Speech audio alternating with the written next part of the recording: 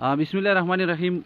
ګرانو قدرمندو کتونکو، نن به درله یو داسې ایټم راوړم چې یقینا ستاسو به خوښ شي، او هغه ایټم دی د علم خان صاحب د خولې نه به اورو یو څو مزاحیه شعرونه. علم خان صاحب دا راته ووایي، د ټول ناول سره خپل تعارف وکړو. تعارف خو زما دا دی چې دغه ته چې کوم وایي دغه مې نوم دی.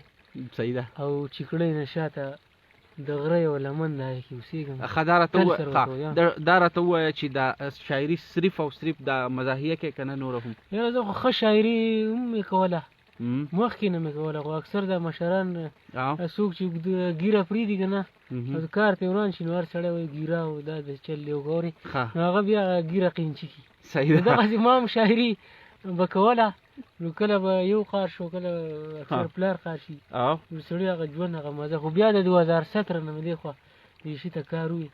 جو اوس د سره داسې مزاحیه څه شته چې زموږ د کتونکو مزاحیه خو به ما سره اوس دې ټایم کې یو څو هایکو به هایکو به ته هم ډالۍ که اول به ته یو څو یو قطعه در راکړم. بلکل ووایه، بلکل وایي دا لیکلی چې د زلمیتوب وخو مزغو مې کار نه کوو. د زلمیتوب وخو مزغو مې کار نه کوو، په ښه او بد نه ومه د خدای ساده ومه. او دومره دنیا کې راغلم او زه په تا مین شوم. دومره دنیا کې راغلم په تا مین شوم، ته څه ښایسته نه وې خو زه نادیده ومه. او بل دا یو څو دغه به درته شعر کړم چې اوس به درته هایکو ویم. دا هایکو ووایه. وایي د یار موبایل کې مې نن وکاته، د یار موبایل کې مې نن وکاته، چاته د ګل چاته د زړه نښه وه، زما نمبر ته د کوتري نښه وه. ستا نمبر ته د کوتري نښه وه. او ویلې برېت او ګیره دواړه خرېمه. ویلې برېت او ګیره دواړه خرېمه، ما ویل ښه ده بده نه ده، خو ماښام نه مخکې به بیا کور ته راسي. د ماښام نه مخکې به بیا کور ته راسي. صحیح ده جي. بل راته ووایه.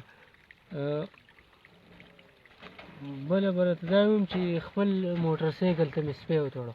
خپل موټرسایکل ته مې سپی وتړو، ما ویل چې څوک یې رانه بونه ځي. سهار چې رالم نو هېڅ هم نه و، سره د سپي رانه بولم.